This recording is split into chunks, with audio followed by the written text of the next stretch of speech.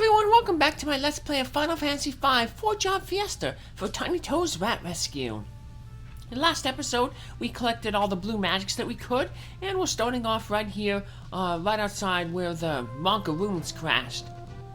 Now this meteorite right here, one of the interesting things is all the meteorites, we get this message that says that they don't have enough power to warp anymore. Remember the, Galuf said that only Krill's meteor would have the power to warp back to Galuf's world. So yeah, if we try to get any of these meteorites, we just get that message saying too weak to warp. So, and that includes the Tycoon and Walse meteorites. Those are the two meteorites that warped between each other. So yeah, those ones don't have a warp either. So, well, we don't know what to do. We're stuck. Well, let's do what TnyToe suggested and go see Sid. So I head back to Crescent Island here and park our airship. And I mentioned in the last episode that if you wanted to, you can get that flash spell from the fire ship enemies. Yeah, see, even though the fire ship is parked and we can't use it anymore, we can still head down into it and explore the dungeon. If you missed any treasures or you want to get like that flash spell from the crew dust enemy. But we already got it, so let's just head deeper into this little area and go find Sid. He'll know what to do. He seems like a really smart guy. You're gonna have to head around here, back to where the lab is, I guess. And hey, where's he at? It's in Sid's handwriting. Adamantite left over from the airship renovations is dangerous. When to return it? I hope nothing has happened to Sid. Return the adamantite. That means... Yep, he headed back to the Tycoon meteorite. That was Galuf's meteorite. That's the one that, you know, we picked up the adamantite from, because Galuf was like, hey, I remember we had some of that in the meteorite that I came in, so let's head over to the Tycoon meteor and see what Sid and Mid are up to. Doink. So, just check out all the equipment here, see how everything's going. Alrighty. Want to make sure we have the Thief's Gauntlet equipped because we have a steel that we're gonna want to get. I'm actually going to save the game before I fight the enemy to get that steel because it's a really good steel. Alright, let's head to the Tycoon meteor and hey, there's the black chocobo. Q. Oh, what's the black chocobo doing here? Well, I guess that little line is there in case you just come here without going to find Sid, so or what he's doing. So, TnyToe, stay back. It's dangerous. A huge wave of power just started to come from the adamantite. We thought he put it back to where it came from. Hold on. Well, technically, it came from inside the wall, but he put it on the warp tile. What's going on? Jumping Christmas. The floor is absorbing the energy from the adamantite. Say, do you think the meteorite could be recharging? Perhaps it'd be enough for us to travel to Galuf's world. That's a good idea as any. What are you talking about? So Lenna fills Sid up on. So that's your plan. But this piece of adamantite is too small. There's not enough power from this meteorite to recharge. But maybe if all 4 meteorites' power were combined, it'd be enough to warp to Galuf's world. Hey, it's as good a plan as any. Alright, so that's what we gotta do. We gotta head to the other 3 meteorites. Alright, let's get to the next meteorite. Yeah! So we have the Walse meteorite, we have the Karnak meteorite, and then we have the meteorite by where the Ronkan Ruins crashed. So, alright, let's go on. Now, what the interesting thing is this, some of those meteorites don't have force nearby, but for some reason Sid and Mid can land their black chocobo on grass tiles. So, alright. Well, let's head down to the Walse meteorite. There it is.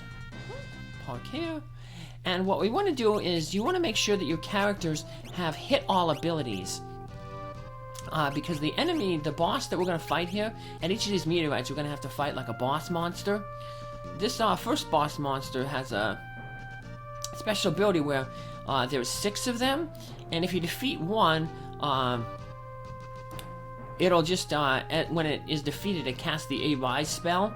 So you have to defeat them all at the same time, otherwise they'll just keep reviving each other. So that's the key to this battle. The Puberus, like I said, there's 6 of them. Don't have a lot of hit points, but like I said, they will revive each other if we don't defeat them all at the same time. And you'll see when we do defeat them, they'll all individually be defeated, and as they're getting defeated, they'll cast the Arise spell. So, and I made a little mistake there. It's actually, they have 1,500 hit points. That's why I didn't defeat them there with the 2 casts of the Aqua Rake. But 3 will take them out. Yeah, see, if we defeated one at a time, when we defeated the second one will cast a Rise and just rise up the first one, and they keep going over and over and over again, so... Yep, you have to take them all out at the same time. But that is the easiest of all the bosses. Alright there, that was awesome. Alright, let's get to the next meteorite. It doesn't matter which meteorite, the order that you go into, Sizz and Mid are going to be at whatever one you head to. So now we're going to go take on the hardest boss of all of them. And we're going to head to the meteorite where the Ronkan Ruins crashed down. Let's see, I don't know where Sid and Mid land their black chocobo here. So I'm just going to save the game, because like I said, this is the toughest of the meteorite bosses. Q. Wait right here, we'll be back. And the black chocobo has a name. Boko, just like TnyToe's chocobo, but instead of with a C, it's with a K.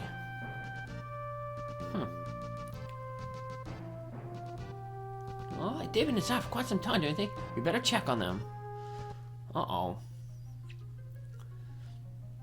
What could be going on here? Oh no, they're captured by that evil black cloud. Help, Yao, help us! Well, we'll take it on. And we got the Chimera Brain. And this guy uses a whole bunch of area attack spells that hit everybody. So this is where the blue magic got. The Dark Shock is going to come in handy, help reduce the damage it does. But it has the Aqua Rays or the Blaze spell. So its AI is its first attack. It'll use either Aqua Rake, Fight, or a special attack. Its second turn, it'll use the Aqua Rake 1/3 of the time, and then 2/3 chance to use Blaze. So yeah, pretty much on your second turn, well, you're guaranteed on your second turn to get, on its second turn, to get hit with a multi-targeting attack. And you have a 1/3 chance to get hit with a multi-targeting attack on its first attack, so... Yeah, it can potentially do, you know, keep just fighting the entire battle doing multi-target attacks. You know, Aqua Rake, then Blaze, then Aqua Rake, then Aqua Rake again, Blaze. So yeah, this guy can be pretty annoying, so... But... That's why we were lucky there that I saved before I fought him, because actually I did have to try again here, so this is my second time fighting him. So, luckily the Killer Bow helps a little bit there, so it does decent damage. You know, a little over 6 hits, so unfortunately Faris couldn't hold it. That would have been nice, but... Alright, we finally take out the Manticore. And Faris got the blue job, so, level, so. And these guys, they're still spinning. They'll be all dizzy. Come on! Alright, one more meteorite to go. Going to the Karnak meteorite. Are you alright now? We are now. That was close. Alright, let's go to the next meteorite. Yeah! And we're going to the Karnak meteorite. And this is where we're going to get a really good steel that we, it's a rare steel though, so... Got a quick, park here, get a free heal. As soon as I landed, I got into an encounter with, some enemies there, so... That was weird. Never had that happen before, but... I guess, like I said, this is the 3rd year in a row that I'm playing this game, so... New things are bound to happen each time I play. Alright, let's hop on our airship, head to the Karnak meteorite. We're gonna make our save. That was a quick jump. And actually, I'm going to go in here, get a little bit of a cutscene, and then come back out and save again, so... Come on, mid, yeah. They're gonna go in there, and once again, they're going to encounter some trouble, but this time they're gonna come out and ask for our help. So, bazooks, it's a den of monsters in there. So we're just gonna leave, make our save, that way we don't have to watch that little quick, like, 10-minute cutscene there. I'm gonna head back on here, and even though this is a rare steal, it only took me 2 tries to get it. This is actually only my 2nd attempt. So we have a boss, once again a boss, and it's actually gonna be a summon boss, the Titan. So we want to steal that Gaia hammer. It's a really powerful hammer for our Berserker, and most importantly, it's going to be useful in a glitch later on. So, one of the things that the Gaia Hammer can do is it has a chance to cast Quake when used. So, I believe it's a 25% chance. So every 4 hits, it should cast a Quake spell, which damages all the enemies that are on the ground. If an enemy's floating or flying, it won't hurt them, but still, it gets some extra damage, and we don't really have a way to use the Oath ability. So that'll give away. Now, the glitch I was talking about is there's going to be a crown later on, that a piece of headgear that reduces a character's magic stat. And Faris has a low magic stat, and if she's made into a Berserker, her magic stat gets low enough that if you equip the crown on her, with a piece of headgear, it actually will underflow her magic. So basically take from like 0 back to like to max. So she'll deal massive damage with that Quake spell if it hits. So only thing that's crazy about Titan there is when he's defeated, he uses that Earth Shaker finishing move, and he can actually use that during the battle, but it takes off about like 400 to 500 hit points. So as long as you're fully healed, you should be able to survive it. So just keep track of how much damage you're dealing, and you'll be able to survive that battle when you finish. So see where the energies from all 4 meteorites intersect? That's the warp point. Be careful. So yeah, just to the southeast of where we are, we're gonna see like this little dot, blue-like little shape on the ground. That's where we want to go to warp to Galuf's world. So there it is right there, a little diamond with a blue circle in it. We step inside, and hey, there's our warp. The light is fading. There's not much power left from the meteorites. No turning back now. A one-way trip, huh? You guys sure about this? We probably won't be able to come back home. Doesn't matter. This is more important. Aye, we're in this till the bitter end. Alright then, let's go. And it just dives right in. I suppose it's goodbye to our world. Farewell, Chancellor. He's very brave. Buck mateys, I know he can handle the looting and pillaging without me. What? Be good while I'm gone, Boko. Don't get in too much trouble. That's weird. They spelled it with a K there. The K Boko was the black chocobo. The C chocobo Boko is the yellow chocobo that TnyToe has. And with that, we are warped off to Galuf's world. We're gonna end up on this deserted island. Yep, here we go. We're falling. Good thing characters in Final Fantasy never take lethal fall damage. Donk. And we land here on this island. So if you're playing this for the first time, you might wonder what you're going to do, but luckily if you wait around long enough, the game will give you a hint. And there's only one enemy that we encounter here, so that's another hint on what you need to do. This is Galuf's world? It's kind of empty. Yep, it is. But, yep, just a small little island. We can't really do anything on it. So, other than just wander around. But no matter where we go in this area, the only enemy we find is these power enemies. And they always drop a tent.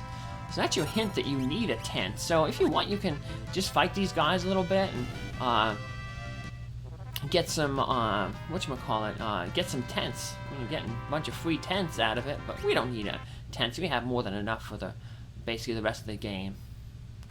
But yeah, we get our free tent, and if we hang out long enough here, we end up getting a little cutscene.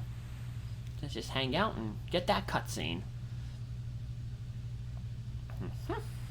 So yeah, it's nice that the game does this to you, so you don't think like, what do I need to do? What do I need to do? So here we go. Here's the cutscene. Shall we put up a tent, rest for a while? So that's your clue. We need to put up a tent to progress the plot. So I'm going to save the game here because there's two things that can happen here. So let's put our tent down here. Now it doesn't matter which outcome happens. There's going to be a battle coming up. It doesn't matter whether you lose or win the battle. The plot's going to progress anyway, but I'm going to show off both. So, then there's something I've been wondering about. It was way back when you were on North Mountain. Why'd you risk your life just to save that Drake? Let us know. Sister, do you remember Mother? A little. Whenever I hear you, I'm reminded of her. How do you mean? And we'll learn much about that later, way later on in the game. But uh-oh, the fire went out. What happened? Then in Faris one, uh-oh, we got these like blue-winged goblins. Monster, look out! And they took the two princesses. Oh no! Lenna, Faris. And now we have a one-on-one encounter with this abductor monster. He's not too hard. The only thing that can make him difficult is he has the chance to use an attack called Hurricane, and what Hurricane does is it reduces your character to single-digit hit points. So if he uses the Hurricane and you don't heal immediately afterwards, he's going to hit you again and defeat you. Like I said, this is one of the few battles in the game where you can lose and it's not going to be a game over. Two different things happen, like I said, but both will allow the game to continue, so let's just defeat him right here, and after we defeat him, and I show you what happens, we'll restart it, and I'll just get to the battle and lose to him intentionally. So we get an ether, and he drops a treasure chest. And when we open the treasure chest, uh-oh, gas, I can't feel my legs. And TnyToe just passes out and gets abducted no matter what. Well, what would happen if we lost the battle? Well, let's see here. So, I kept trying to steal the Gaia gear, but couldn't get it. It's a rare steal, so... Yep, I didn't heal up, and the abductor defeated me. The party was defeated. And he just takes us away. Just like the other one did with the two princesses. So, yep, he flies away with us. And either way, we end up right here in this cell. Some castle. Where are we? Oh, where are we? That's what I just asked, TnyToe. At least the princesses are with us. We won't split up. Mwahaha, welcome to my castle. Oh no, it's X-Death, the evil wizard who was revived when the crystals were destroyed. X-Death. Lord X-Death, Galuf and the others have made it to the big bridge. Well, at least you're now Galuf is okay. Fortuitous timing. Prepare the giant mirror. Yes, my lord. Perhaps I should thank you. You're about to become quite useful for me. And my dog just growled. Oh, silly dog. Silly Sparkpaw. Yeah, he's on my lap. I guess he didn't like when I was petting him, so... TnyToe, look up in the sky. A bird? No, wait, it's our reflections. Yeah, I was petting Spartacus on his side, and then I moved my hand down back toward his back leg, and I guess he wanted me to keep petting his side. He's a spoiled little boy like that. Grandpa, look in the sky. TnyToe, Lenna, Faris. What in blazes is going on?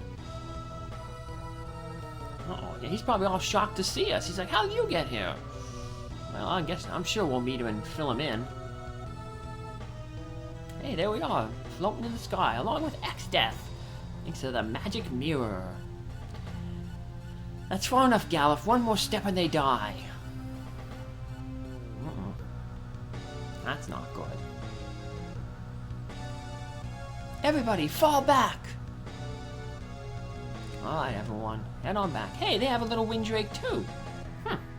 Gilgamesh. Sire, watch them. See if they don't try anything. Gilgamesh is so popular in this game that he actually becomes a kind of a reoccurring character in future Final Fantasies. He was very well received, so he's like the Extet's main flunky henchman. Krill, I'm borrowing your Windrake. TnyToe and the others need my help. Release the Windrake. Yes, sir. There we go. So that's how Galuf knew how to ride the Windrake. He had his own back in his world. Uh-oh, TnyToe's not going to be happy. Remember, he don't like heights. There's the big bridge. We have these little towers. They'll be important later on in the game. And now here is Extet's castle. Galuf just rides the Windrake onto it and head on down. Thanks, boy. Go back to Krill, okay? And Extet is actually a smart villain, because see that treasure chest down there in the lower right? So this is the place. Yep. He took away all TnyToe, Lenna, and Faris's equipment and crystal shards. So yeah, what a smart guy. Yep, let's give that Gaia hammer to Galuf. And as you can see, it gives plus 15 to his attack power, so that's basically 45, so that's like a 33% increase to his power from 43 to 58, a little more than 33%. Up here we have a healing on to heal ourselves up. And here's a save point. We're going to conveniently take advantage of it. And we'll pick up here in our next episode to see if Galuf can rescue his friends. Take care. Thanks for following along. Bye.